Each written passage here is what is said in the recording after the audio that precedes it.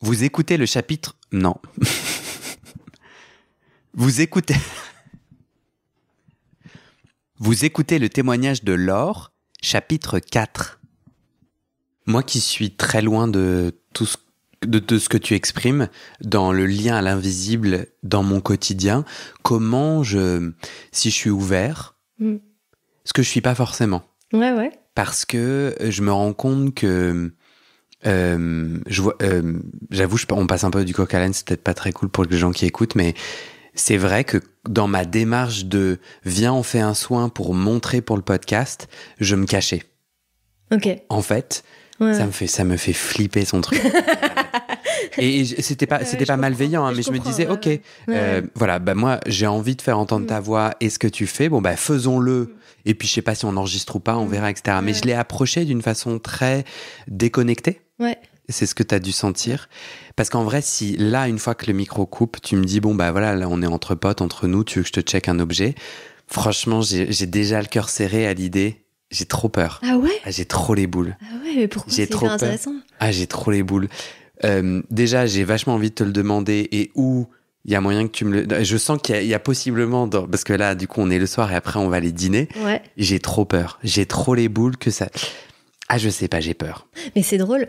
En fait, il y a plein de gens qui ont peur. Mais peur de... Alors, il y en a qui ont peur de ce que... Parce que j'ai accès à des informations que tu me donnes pas. Donc déjà, il y a plein de gens qui disent « Attends, tu vas lire dans mes pensées, ça me fait flipper, je suis pas d'accord. » Non, okay. Ça, je m'en fous. Ok. Non, tu peux y donc, aller. C'est pas ça. Je te rassure, je ne le fais que pendant les soins. Hein. Je suis pas connectée en permanence. Ouais. Ouais.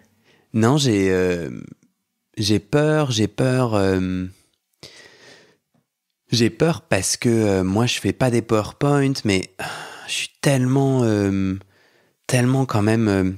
c'est vraiment dans les entretiens de podcast où je me connecte à quelque chose qui me dépasse. Ouais. Et je suis dans la joie, il y a une énergie, il y a un truc qui se passe pour moi. Je suis disponible, je suis à l'écoute, je suis vraiment curieux, je suis vraiment connecté, je suis vraiment très ému. Il y a vraiment beaucoup de choses qui se passent. Je suis dans un stress vachement terre à terre. Je suis assez anxieux dans la performance et dans le contrôle. Ouais, j'ai l'impression d'avoir une vie de merde, mais en gros, non, mais tu vois, j'ai vraiment l'impression d'être dans des... Enfin, en fait, si jamais ça marche, si je sens des trucs, ça va venir remettre en question énormément de choses. J'ai peur de perdre le contrôle. Ouais. Et du coup, moi, j'ai l'impression... écoute, je suis tellement dans le perfectionnisme. Tu vois, par rapport au podcast, je passe tellement d'énergie à ce que tout soit parfait, mais à la seconde près, tu vois ce que je veux dire? Ouais. Alors qu'on s'en fout. Je répète plein de petites actions. Je travaille énormément et je répète plein de petites actions et je sens que je fuis en partie le présent. Okay. C'est pas catastrophique, mais je sens quand même que je suis dans un élan d'hyper-travail. Voilà, je suis désolé, ça met du temps à sortir, mais je suis dans l'hyper-performance et je sens que du coup, je fuis quelque chose, que du coup, il y a quand même plein de choses que je fais pour être dans l'instant présent, mais que d'ouvrir ce monde me fait peur, me fait flipper, en fait. Me fait vachement, vachement peur. Ouais, mais en fait... Alors, je sais pas si ça va te rassurer, mais la majorité des gens que je rencontre et qui sont dans le chemin que j'explore, ont eu peur. En fait, je suis un peu un ovni d'avoir été toujours animée par cette curiosité et cette espèce de joie enfantine. En fait, la majorité des gens ont vraiment la trouille de découvrir l'invisible, même il y en a qui ont peur des monstres, d'autres qui ont peur de ce qu'ils pourraient découvrir. Enfin, effectivement, tu perds le contrôle. On est quand même dans une société d'hyper-contrôle, donc c'est pas du tout intuitif de t'ouvrir à quelque chose que tu ne peux pas voir. Donc va contrôler ce que tu ne peux pas voir. Enfin, moi, ça me paraît hyper naturel, en fait. Comme, Je perds mon ancrage, mais j'ai l'impression que mon ancrage actuel, de très capitaliste, très... Tu vois, la chose que je suis pas en train de dire et qui me vient sans cesse à l'esprit, c'est je regarde beaucoup mes audiences de podcasts. Et un peu comme on rafraîchit sans cesse un réseau social et on voit des nouvelles notifications, je le fais sans cesse. Ça me remplit, puisque mes mains sont alors, tu vois, concentrées sur le clavier, mes yeux regardent un truc, mais je me sens totalement vide. Et ça ne fait aucun sens pour moi. Et pourtant, je suis dans cette boucle de répétition. Et je les identifie, ces boucles de répétition de performance, où du coup, je sens qu'il y a quelque chose de déconnecté. Et je pense que c'est aussi mon appétit à venir te parler. Parce que je sens quand même, je suis à la recherche de quelque chose, je suis curieux à la recherche de quelque chose. Et à la fois, si tu me dis, bah viens, bon bah ça, t'es d'accord, ça marche pas, Guillaume? Ouais, je suis d'accord. Bah viens, on va essayer autrement. Je suis là. Non, laisse-moi rafraîchir ma page là. Vas-y, recule-toi et laisse-moi regarder mes petites notifications là. Ah, il y en a une nouvelle. Tiens, j'ai oublié de quoi on parlait, tu vois. Et ouais, enfin, mais je pense que je chemine et puis je suis très. T'as peur de découvrir le vide qui se cache derrière ce besoin de. Enfin, tu combles un vide en faisant ça et t'as peur de savoir ce que c'est que ce vide en fait et ce qui cache, non? Bah ouais, et à la fois, une fois que tu le dis comme ça, je trouve ça génial de me dire bon, de toute façon, je vais crever. Et moi, j'ai confiance en moi.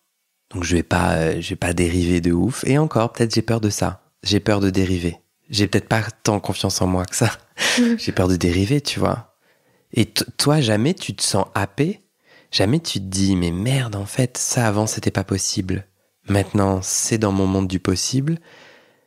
Et tu dis une claque par semaine. Ouais, comment tu le vis, toi? Vraiment. Bah, en fait, je suis plus jamais dans ma zone de confort. Ah ouais?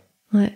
Non, jamais. Parce que à chaque soin, en fait, si tu veux, imagine-toi, moi je fais un soin. En fait, ma seule intention, c'est de mettre au service de la guérison de l'autre, qui est souvent une guérison émotionnelle. Souvent, on vient libérer des blocages, des traumatismes, des peurs, c'est très large, en fait. Et parfois des deuils aussi. Et en fait, moi, je pars en voyage quoi, avec la personne, en fait, finalement. Enfin, je suis là, dans la pièce. Hein. Je suis très ancrée, d'ailleurs. Je travaille bien mon ancrage avec ça.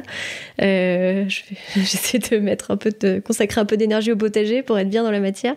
T'as un potager? Ouais. Très important, le potager. Ouais. Et tu mets les mains. Je pense que c'est le premier outil du thérapeute qui est dans l'énergie, avant le bâton de sauge, tu vois. Tu fais une blague, je comprends pas la blague. Je comprends pas la référence. Oui, alors pardon.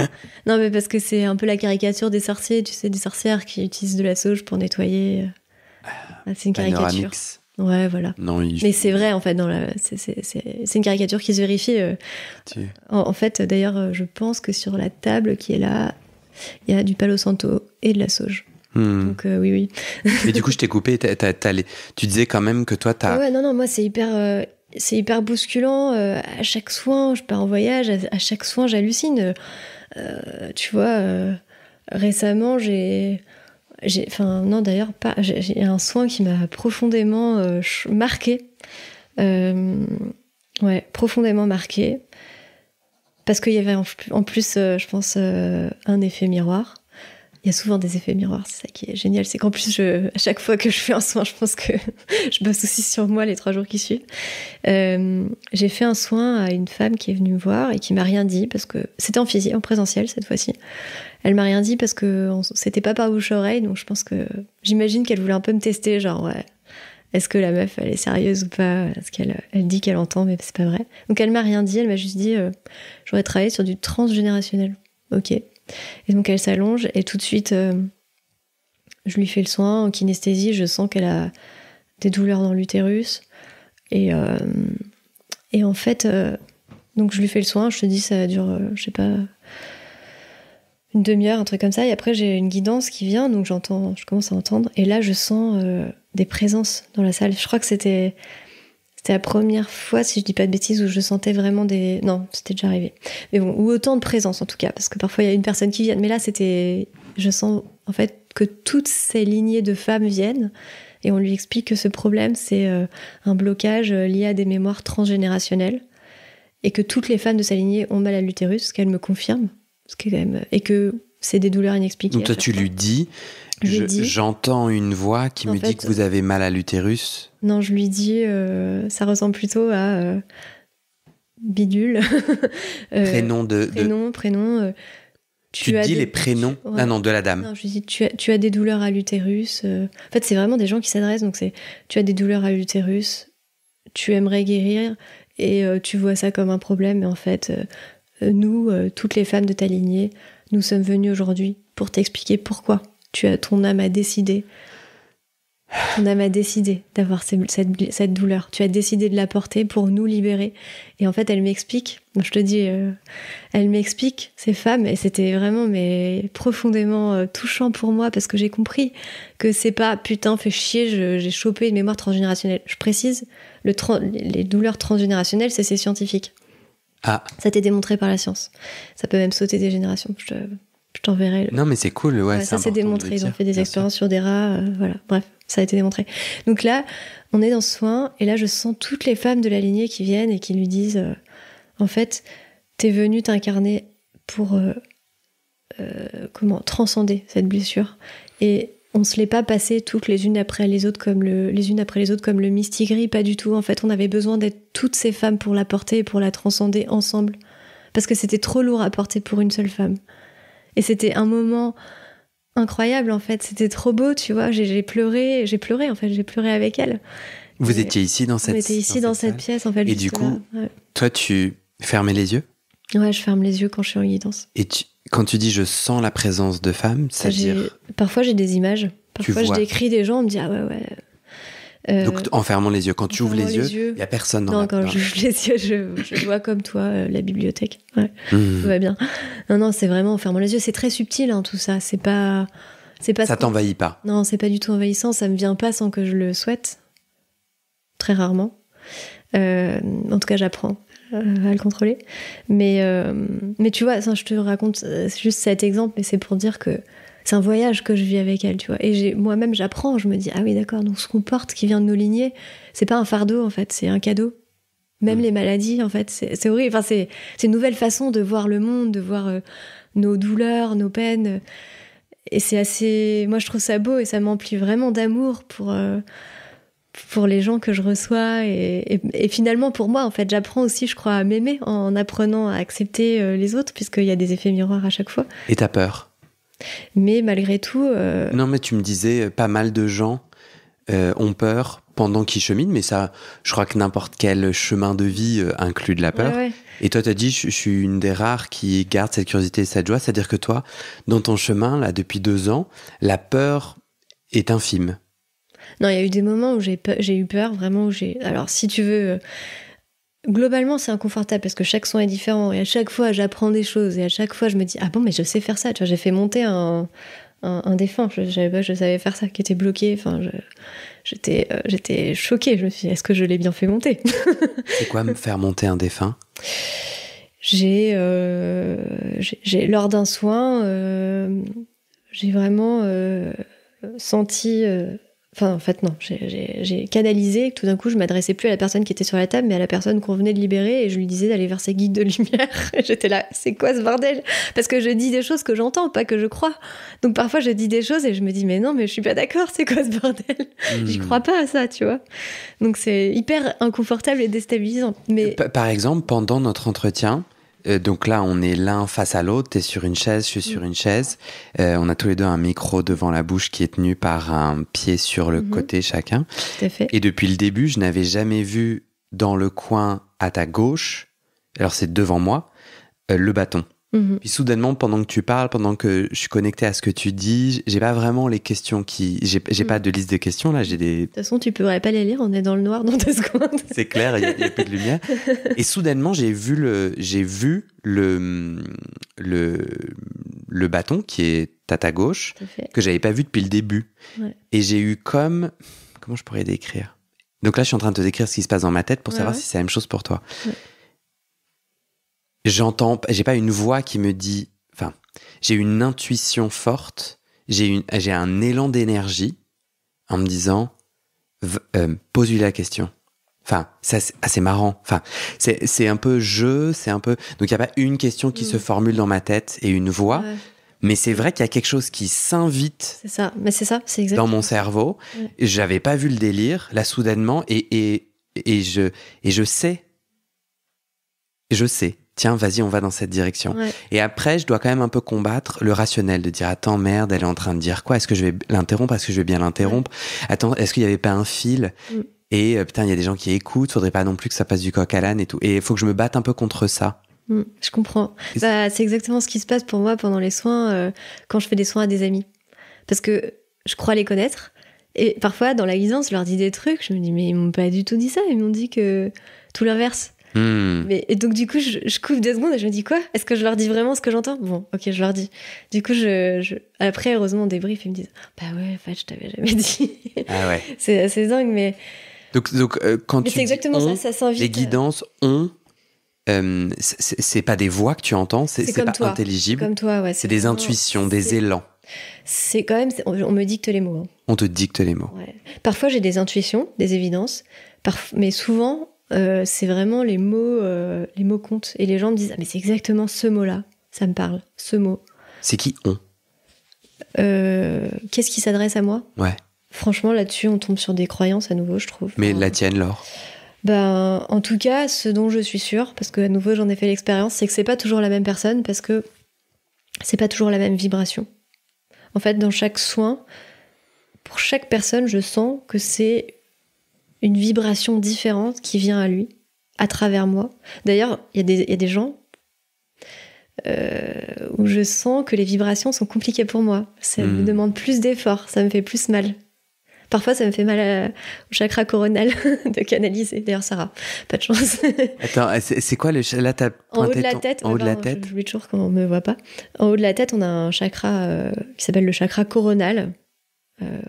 En fait, au yoga, par exemple, on parle souvent du chakra, du plexus solaire, etc. Tu fais pas de yoga? Ah non. Non, voilà, donc c'est l'art d'utiliser des références. Tu vois, je lis pas dans ta tête. Hein. Je te rappelle, moi, je rafraîchis mon écran pour voir mes audiences qui servent à rien. Et du coup, pourquoi tu mentionnais Sarah avec le chakra? Non, mais parce que du coup, ouais, donc je te dis, je ne sais pas qui s'adresse à moi.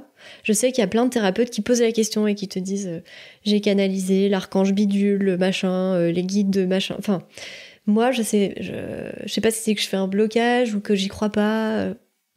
Je pense que mon expérience pourrait m'amener à croire, en effet, que je peux savoir qui. Mais je crois que j'ai un peu un blocage. Tout ce que je sais, c'est que... T'as envie de... Là, on est à la frontière de ce que t'as envie de dire, c'est ça? T'as envie de le dire avec humour ou t'as envie qu'on passe à autre chose? Non, c'est pas ça. C'est que je me dis que c'est un peu long à expliquer, que ça peut paraître un peu perché et que, en plus, si on me connaît pas, on va me dire... Enfin, je sais pas. Je peux raconter. Hein, si non, te force pas. Non, mais ça... Que dit ton intuition? Parce que c'est sûr que, de toute façon, tout cet entretien... Là, je sais pas qui est resté, mais ceux qui sont restés, ils sont soit en PLS, soit ils sont curieux et tout, mais on est dans l'univers du perché. Ah d'accord. Est-ce que toi, tu te sens à l'aise de creuser un peu c'est qui ce on, ou est-ce que tu as l'impression de te faire du mal? Non, je me fais pas du tout de mal. Okay. En fait, j'ai l'impression que ce on est très variable, en tout cas. Ça peut être les guides de la personne, en effet, je sens qu'on est tous accompagnés par des énergies bienveillantes. Est-ce que c'est vraiment des guides? Nous, on s'imagine des humains. Non, j'en sais rien, en fait. Je sens que c'est une intelligence, une forme d'intelligence qui est là, qui t'accompagne pour t'aider, ce que je crois, hein, à aller sur le chemin que ton âme s'est fixé avant de s'incarner. C'est ma croyance d'aujourd'hui. Mm-hmm. Moi, ce que je crois, c'est qu'on a une âme et que cette âme, elle vient s'incarner sur Terre pour vivre des expériences. Je suis pas du tout dans le truc bouddhiste où t'es là pour transcender toutes les douleurs de tes vies antérieures, tous les traumas et tout. Je pense que oui, tu viens transcender et libérer des choses, mais tu viens pas tout libérer et que tu viens aussi franchement te poiler, quoi. Moi, non, mais franchement, je pense que tu viens te marrer, en fait, aussi. Non, mais c'est hyper important de le dire. Et moi, je suis pas dans une spiritualité ni punitive, ni grave, je crois que je suis vraiment dans un rapport hyper ludique à tout ça, tu vois. Et donc ce sont des énergies, mais c'est pas ma grand-mère, c'est pas des défunts. Ça peut. Ça peut être des personnes qui ont vécu. Parfois, c'est des personnes. Alors, je te dis ce que je constate. Parfois, c'est des personnes qui ont vécu. Parfois, c'est des formes d'intelligence qui n'ont pas vécu sur cette terre, parce que tu sens qu'ils comprennent pas complètement ce qu'on traverse. Ils disent ça a l'air dur d'être humain parfois, mais tu sens qu'ils n'ont pas vécu d'incarnation terrestre, en tout cas. Je leur ai pas demandé s'ils avaient pris un café avec des martiens, mais voilà. En tout cas, ils n'ont pas vécu cette expérience terrestre. Ensuite, ça peut... Alors c'est là où moi-même, tu vois, je suis bousculée parce que je ne suis pas... Je ne suis pas catholique et je ne crois... Enfin, je suis pas catholique et j'ai aucune éducation religieuse. Et un jour, Ta maman est catholique? Ouais, mais... Pas d'éducation? Pas d'éducation. J'ai été baptisée, mais ils en ont baptisé une sur 3, tu vois, ils ont tiré à la courte paille, c'est tombé sur moi. La lesbienne. Point barre, quoi. La lesbienne, pas de chance. Voilà. Donc... Excuse-moi, tu n'es pas croyante? Non, t'inquiète. Donc je suis pas croyante. Un jour, je reçois en soin une femme une femme. Et à un moment, je lui décris, je lui dis la personne qui est là et qui me parle, et sur un ton assez solennel, presque autoritaire. Enfin, j'exagère, mais c'était quand même assez droit, quoi. Et je lui décris la personne et je lui dis c'est marrant, j'ai l'impression d'être dans un milieu un peu presque médiéval ou je sais pas quoi. Et je lui décris un homme, je sais même plus. Voilà. Elle me dit trop drôle, c'est Saint-Michel. Enfin, elle me décrit un saint. Enfin, elle me dit ce que tu décris, c'est exactement le saint avec lequel tout le monde me dit que je travaille depuis des années. Tu vois, moi qui je sais pas quoi foutre de ça, tu vois. Mais bon, ok, fine, très bien. J'archive le truc, je me dis bon, c'est assez fou que j'ai eu l'image d'un saint, ça veut dire qu'il faudrait que je m'ouvre, que les saints existent. Enfin, c'est assez dingo, tu vois. Pour moi, c'est complètement dingue. Alors là, ma zone de confort, on est loin, on est à des kilomètres. C'est-à-dire que tous les saints, tu ne penses pas qu'ils ont été des personnes vivantes? Ils peuvent se représenter lors d'un soin qui correspond exactement à l'image qu'on en a, à la symbolique quand tu regardes sur... parce que j'ai tapé sur Google, après j'ai vérifié. Okay. Enfin, j'ai halluciné quand même que j'ai vu l'image précise de ce saint, que la symbolique colle avec ce qui lui a été dit. Enfin, tu vois, pour moi, c'était un peu fou, moi qui ne crois pas à tout ça. Et après, 1 mois plus tard, je fais un soin à une autre femme. Et là, je vois qu'elle est autour d'elle, autour de ce même matelas, là que tu vois. Je vois plein de personnes qui l'entourent et qui ont une espèce de cape noire. Et... de cape noire. Et je me dis, c'est bizarre, c'est pourtant la même vibration que le gars, là, le saint, je sais plus comment il s'appelle, Saint-Michel. Non, je sais plus, non, Saint-Benoît, je crois que c'était Saint-Benoît. Bon, je suis vraiment pas forte en saint. Bon, en tout cas, je me dis, c'est bizarre, c'est la même vibration, pourtant j'ai pas la même image. Bon, très bien. Et après, je sors de là et je parle avec Sarah, qui depuis, elle aussi a beaucoup cheminé, et qui me dit, j'entends que c'était les bénédictins dans ton soin. Alors je tape sur Google, les bénédictins, et là je vois, bah oui, les bénédictins, ils dépendent de l'ordre de Saint-Benoît. Je me dis, putain, c'est un truc de fou.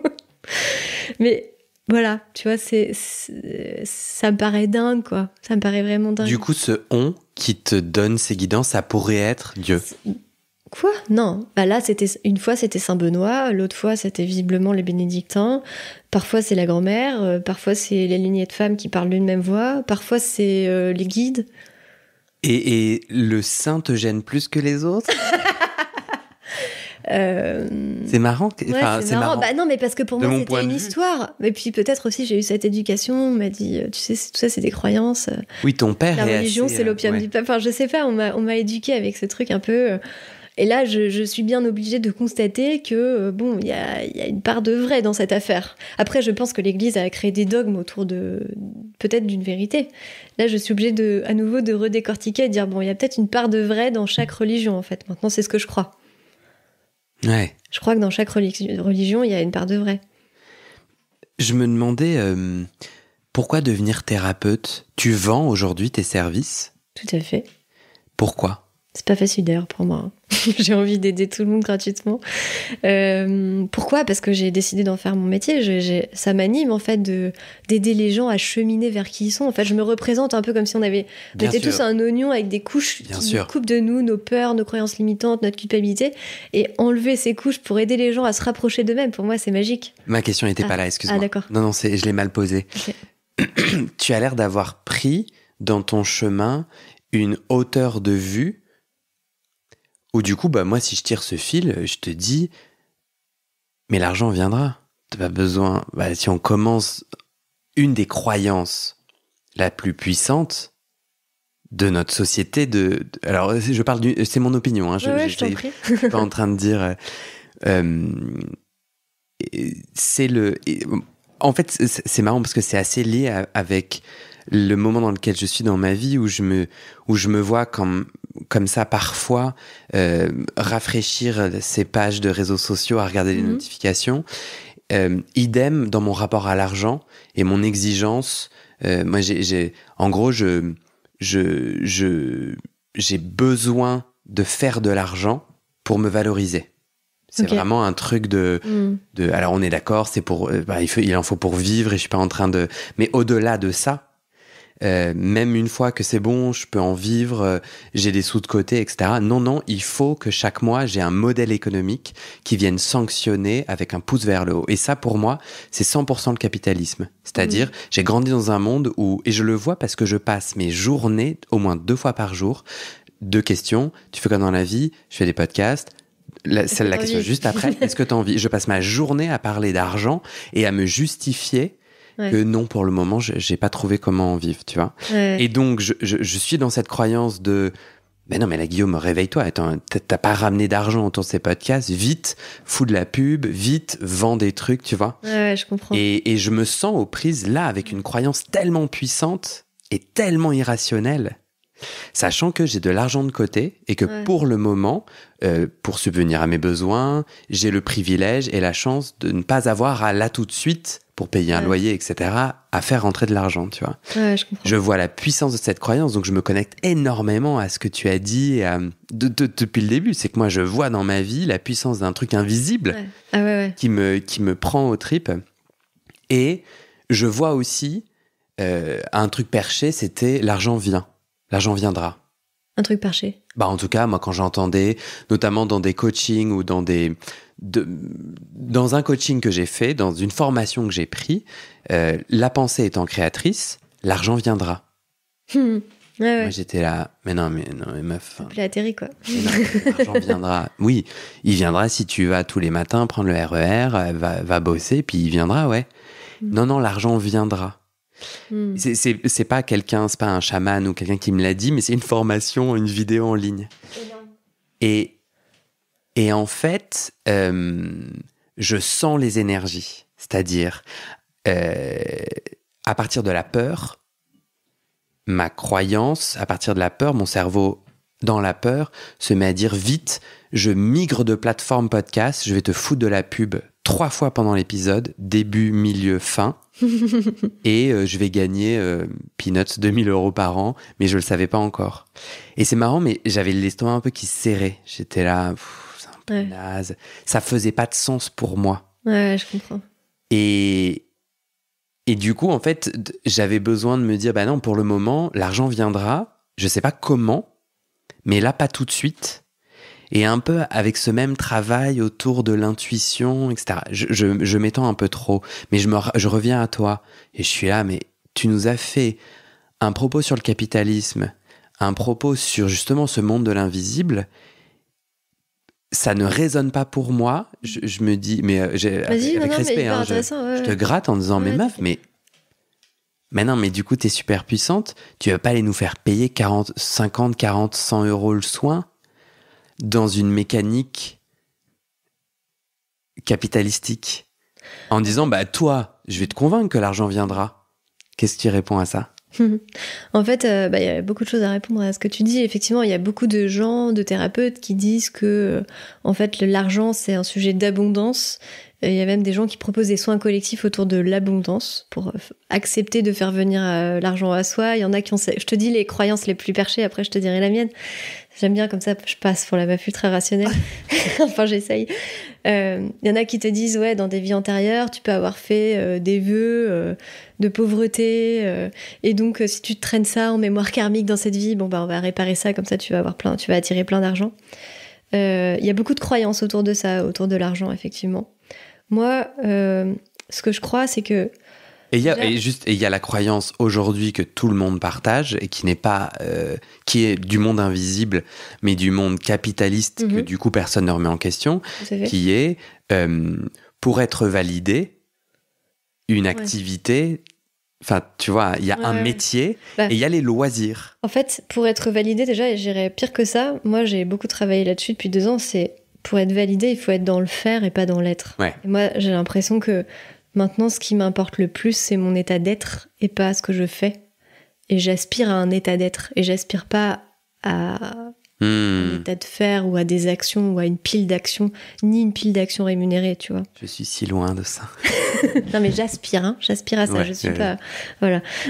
Et du coup, c'est quoi ta croyance c'est quoi ta croyance autour de l'argent qui fait que tu fais payer la séance? Alors, déjà... Ma croyance, c'est que l'argent, ça reste effectivement une croyance. Aujourd'hui, c'est un outil. C'est pas matériel. On a décidé que c'était une réserve de valeur pour créer de la confiance entre des gens qui ne se connaissent pas. Donc pour moi, l'argent, ce n'est que ça. Il se trouve qu'aujourd'hui, j'ai pas assez de patates dans mon potager pour pouvoir m'affranchir de cette valeur d'échange, puisque je ne peux pas vivre de ce que je sais produire. J'aimerais beaucoup m'autonomiser plus. D'ailleurs, avec Sarah, on aspire à ça, ce qui nous permet du coup de vivre plus en accord avec nos convictions, parce que aujourd'hui, c'est très compliqué d'être cohérent avec ses convictions, tout en vivant dans une société qui les piétine. Tu vois, la société capitaliste dans laquelle on vit piétine les valeurs écologiques, les valeurs de non-domination, les valeurs de... Pour bien te comprendre, tu as des loyers et des prêts à payer chaque mois. Il se trouve qu'aujourd'hui, voilà, j'ai tout à fait, j'ai un prêt à payer, je me nourris pas uniquement de mon potager, je suis dans une ABAP, j'achète du vinaigre blanc dans un truc en vrac, je suis dans une banque, certes éthique, mais une banque néanmoins, qui me prélève de l'argent tous les mois, voilà. Donc tu as besoin d'argent. J'ai besoin d'argent et pour aujourd'hui. toi, pour le faire rentrer, le mieux c'est de faire payer les séances. Et donc pour faire rentrer cet argent, d'une part,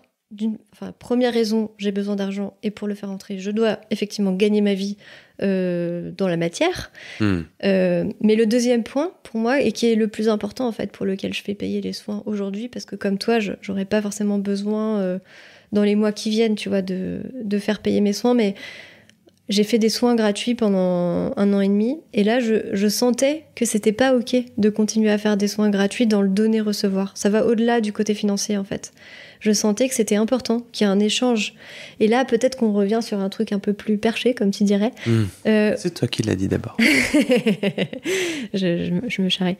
Où il y a un échange, en fait, qui se produit entre deux personnes en permanence. Okay. Et pour moi, c'est hyper important que cet équilibre dans le donner-recevoir soit présent et respecté. Et là, c'est vrai parce que je te donne un soin et que toi, en contrepartie, si tu peux faire un soin, moi, je serais très heureuse de recevoir un soin, ou si tu veux me faire un massage, j'adore les massages. Mais si tu veux me donner de l'argent, et ben pour moi, c'est OK, tu vois. Et c'est vrai, en fait, dans n'importe quel échange, il faut toujours, pour moi, que autant que possible, ce soit équilibré dans le donner-recevoir. Okay. Si tu passes une soirée où la personne te raconte sa vie et qu'elle te pose 0 question, tu vas peut-être te sentir... Sauf si c'est un podcast, tu vas peut-être te sentir pas respecté, ou tu vas dire il y a un truc qui est pas équilibré. Et je crois que moi, c'est ça qui me parle. Et il se trouve qu'aujourd'hui, ce moyen d'être équilibré dans le donner-recevoir, c'est l'argent, parce que c'est cette valeur d'échange. Et pour moi, c'est vrai aujourd'hui, ce sera peut-être pas vrai dans 10 ans. Tu vois. Ça m'amène doucement à la question des dérives, de ces passeurs ou de ces sentinelles du monde de l'invisible. Est-ce qu'on peut en parler ? Moi, j'ai l'impression que, de ce que je comprends, les 2 grandes dérives, c'est autour de l'argent, c'est-à-dire des prix exorbitants ou en fait... alors, non, excuse-moi, j'en sais rien si les prix sont exorbitants ou pas, mais même chose qu'on peut dire à la psychanalyse, 2 fois par semaine, 50 € 2 fois par semaine pendant 10 ans. Donc, il y a l'argent et il y a la question de la dépendance. Je suis d'accord ou de la gourouisation. Toi, dans ton cheminement depuis 2 ans, vois-tu des dérives, ce que tu considères être des dérives ? Ouais, j'ai pas... si, d'ailleurs, si. J'ai moi-même été confrontée à des gens dont j'ai trouvé qu'ils respectaient pas les limites. J'ai fait... un jour une formation avec une personne qui s'est permis de lire dans mes pensées alors que la formation était finie 3 semaines plus tard et de m'envoyer un SMS. Et là, je me suis dit, c'est pas OK, ça. Et ce que la personne t'a dit dans le texto est vrai. Ouais, ça m'a fait flipper, tu vois. Je me suis dit, ça va que je suis une personne équilibrée. Je me suis dit, OK, je veux plus jamais avoir affaire à cette personne. Mais... T'es à l'aise aujourd'hui de dire ce qu'elle t'a dit par texto ? C'était pas intéressant, c'est juste que c'était des pensées, vraiment des idées que j'avais eues, de projets que je voulais monter. Moi j'ai toujours 350 000 idées de projets et c'était mes 30 idées du jour, tu vois. Et quelle était sa proposition dans le texto ? Pourquoi il te le disait ? Il me disait, faudrait qu'on en parle, je trouve que c'est une super idée. On pourrait le faire ensemble. C'est ouf. Ouais. Non, moi ça m'a fait vraiment flipper. Donc ça c'était une dérive à laquelle moi j'ai été confrontée directement, donc j'ai été presque victime, tu vois, même si heureusement je suis pas du tout tombée dans le panneau, mais ce que je constate, c'est que il y a plein de gens qui remettent leur pouvoir personnel entre les mains des thérapeutes. Enfin, je veux dire, c'est un risque qui est malheureusement fréquent. Et du coup, moi, les amis thérapeutes, je pense notamment à ma collègue Fabienne, directrice RSE, qui fait des séances en visio où tu poses des questions. Que dois-je comprendre de la relation avec mon frère? Et elle te canalise pourquoi, non. Parce que maintenant, d'ailleurs, je fais un peu la même chose. Et du coup, je le constate aussi, c'est que quand je fais ça... Il y a des gens fragiles. Quand je fais ça, en fait, les gens, ils me disent « Waouh, j'ai l'impression que tu as lu en moi, comme dans un livre ouvert, tu m'as lu mes pensées les plus intimes. » Et du coup, il y en a qui te posent des questions. Est-ce que je devrais quitter mon travail? Heureusement, les réponses dans ce cas-là, c'est toujours... En fait, c'est toi qui as un libre arbitre. On peut pas te dire ni ton futur, ni te dire ce que tu dois faire dans ta vie. Par contre, on peut t'éclairer pour te permettre de prendre les meilleures décisions. Et déjà, rien que ça, d'éclairer les gens pour les aider à prendre des décisions, ça peut les rendre dépendants. Et du ça coup, t'est arrivé, toi, dans tes 2 ans? Ça m'est arrivé... De sentir qu'une personne pouvait commencer, en fait, à vivre sa vie en sans cesse te demandant quelle direction prendre? Non, ça m'est pas arrivé parce que déjà, ça fait que quelques semaines que je fais le format visio sur Zoom avec questions-réponses. Et donc, les soins énergétiques, c'est très intense et il y a un délai d'intégration de 21 jours, tu vois, dans le corps physique. Donc, tu peux pas faire ça tout le temps en permanence. J'ai pas compris. C'est quoi les 21 jours? En fait, quand tu fais un soin énergétique, on dit... Alors, c'est une convention, pareil, hein, j'en ai pas fait l'expérience. D'ailleurs, je la respecte pas toujours personnellement quand je reçois un soin.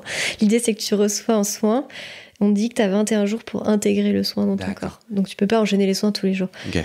Moi, quand j'ai quelqu'un au téléphone, je lui dis tout le temps, en fait, ok, ça va se passer comme ça, mais je te le dis, moi, je suis un petit humain, j'ai mes filtres, j'ai mes biais, je peux me tromper, je peux dire des conneries. Et du coup, tu prends ce que tu veux prendre, en fait. Je prétends pas détenir la vérité, je sais. Peu importe qui va s'adresser à toi, c'est toi qui a un libre arbitre, c'est toi qui décides de ce que tu gardes ou pas de ce qui va être dit. Et si les gens veulent prendre rendez-vous trop fréquemment ou se reposer trop sur moi, je leur dis que c'est pas juste, c'est pas ok, en fait. Mais peut-être que d'autres, voyant l'opportunité financière, peuvent le faire. C'est ça la dérive? Ouais, c'est la dérive potentielle. Après, je te dis, je n'y ai pas été confrontée et tous les amis thérapeutes que j'ai sont vraiment dans cette approche-là. Il y en a plein qui me disent que c'est pas évident, qu'il y a des patients ou des clients, je crois qu'on n'a pas le droit de dire patients, qui les appellent régulièrement et je pense à Fabienne notamment, qui leur dit mais non, en fait, là c'est trop, ça sert à rien. Faut avancer tout seul maintenant. En fait, c'est tellement réconfortant d'entendre des paroles comme ça, de personnes qui sont bienveillantes, qui te disent, qui te rassurent que t'es sur ton chemin, que c'est normal, qui t'éclairent. C'est tentant. Moi aussi, au début, j'avais envie de faire ça tous les mois, tu vois. T'as jamais eu de guidance négative? Est-ce que du coup... C'est quoi négatif? Est-ce que toi, tu crois... donc, la religion catholique et le judéo-christianisme dans lequel on baigne... nombre d'entre nous, en France en tout cas, baignent, où nos racines semblent tout de même très imprégnées de cela. Ils disent le bien, le mal. Est-ce que du coup, là tu dis, moi dans les guidances, ce que j'amène, c'est de la bienveillance, c'est des soutiens, c'est des élans, c'est des énergies qui veulent prendre soin. Donc la conception du bien tel que... D'accord. Est-ce que toi tu crois dans le mal? Et est-ce qu'ils peuvent s'exprimer au travers de toi? Non. En fait, moi, je suis vraiment... En fait, je sens que chaque thérapeute, on a nos propres spécificités. Moi, je sens que je suis vraiment sur des libérations émotionnelles, sur des soins très doux, sur... C'est mon truc à moi, tu vois. C'est vraiment les émotions, les blocages, que ce soit transgénérationnel ou dans des vies antérieures, puisque maintenant j'y crois. Mais en tout cas, c'est vraiment mon truc à moi. Et j'ai jamais été confrontée à des énergies négatives. Et d'ailleurs, même les gens qui sont venus me voir et qui me disaient, on m'a dit que j'avais sur moi des entités ou je sais pas quoi, des charges. En fait, moi, je me connecte pas à ça et je vais pas chercher ça. C'est pas mon truc. Mais j'ai des amis qui sont exorcistes. Et j'ai déjà été confrontée, j'ai fait plusieurs retraites, et dans une des retraites à laquelle j'ai j'ai participé, j'ai vraiment eu l'impression d'être dans un film d'horreur. Hein. J'ai vu une nana possédée faire des je sais pas quoi, à moitié vomir et tout, avoir les yeux qui convulsent et tout. Je croyais que c'est que dans les films, tu vois. T'as passé un bon moment? Non, c'était horrible. En fait, au début, j'ai cru que la meuf surjouait. Je me suis dit, encore une nana perchée qui croit qu'elle va faire son intéressante pour attirer de l'attention et tout. En fait, très vite, je me suis dit, même un très bon acteur, il ferait pas aussi bien. C'est pas possible. Et là, la thérapeute Fabienne a dit ceux qui sont pas à l'aise, sortez. J'ai fait OK, c'est moi. Et du coup, je suis sortie. Moi, j'ai pas voulu rester. Je te dis, c'est pas du tout mon truc.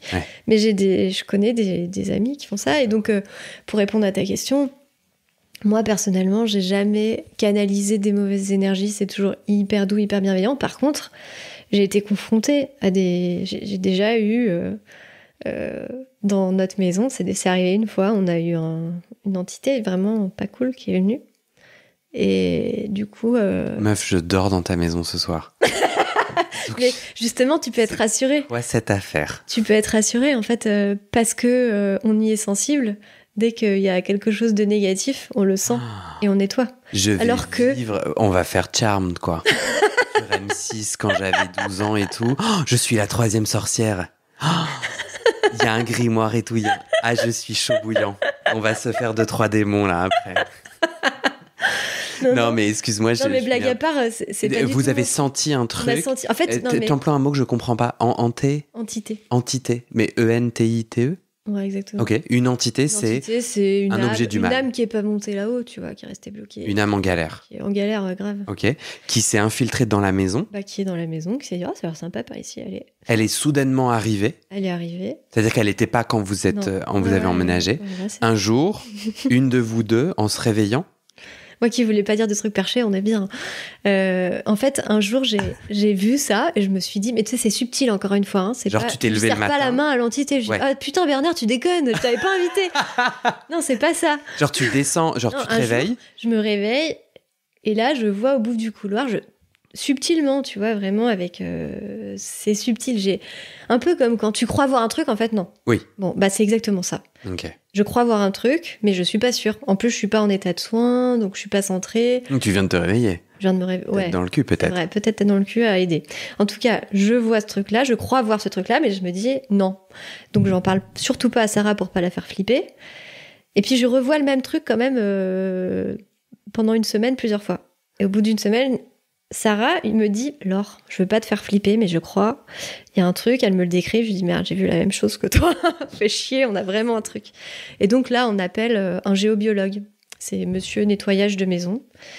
Géobiologue. Géobiologue, ouais. En fait, c'était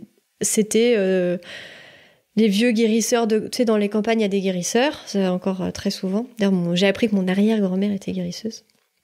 Et par hasard. Et il y a aussi des sourciers, tu sais, qui se baladent avec des bâtons de sourcier pour trouver l'eau. On a fait cette formation avec Sarah, on a appris à trouver l'eau et tout, c'était trop rigolo, ça marche. Et moi, donc ces gens-là, ils nettoient les maisons. Ouais, et j'ai entendu un reportage sur les coupeurs de feu, pour le coup, qui sont utilisés par les hôpitaux. Par les hôpitaux, ça, c'est un autre pont entre le monde de l'invisible et le monde du... Ouais. Ça, j'y ai été confrontée parce que une fois, je me suis brûlée très fort et Sarah m'a dit tiens, je vais t'acheter du tulle gras. Elle était prête à me mettre du tulle gras et elle me dit attends, je vais quand même essayer un truc. Et là, elle m'a épluché les couches de brûlure. En 2 secondes, j'avais plus de cloque, plus rien. Parce que du coup, on a découvert qu'elle était coupeur de feu. On l'a appris à cette occasion qu'elle était coupeur de feu. Ouais. On enregistre dans ta salle de soins. On n'avait pas allumé la lumière, donc là on est dans le noir. Tout à fait. Je peux plus voir. Bon, 1, je flippe. 2, je peux plus voir mes notes. Est-ce que tu veux bien aller allumer, s'il te plaît? Tout à fait. Merci.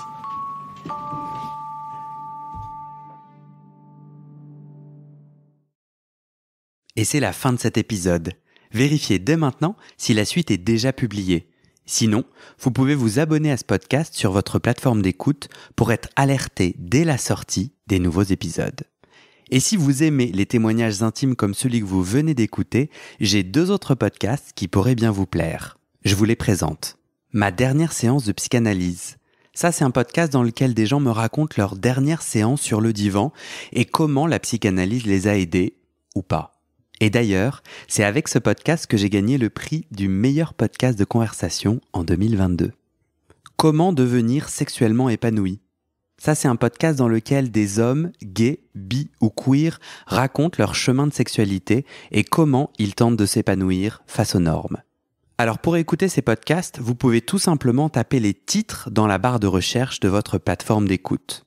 Mais je vous mets aussi dans le descriptif de cet épisode les liens pour écouter ces podcasts et les liens de mes réseaux sociaux pour découvrir les coulisses de mon aventure de podcasteur et aussi la page de dons pour soutenir mon travail et mes podcasts.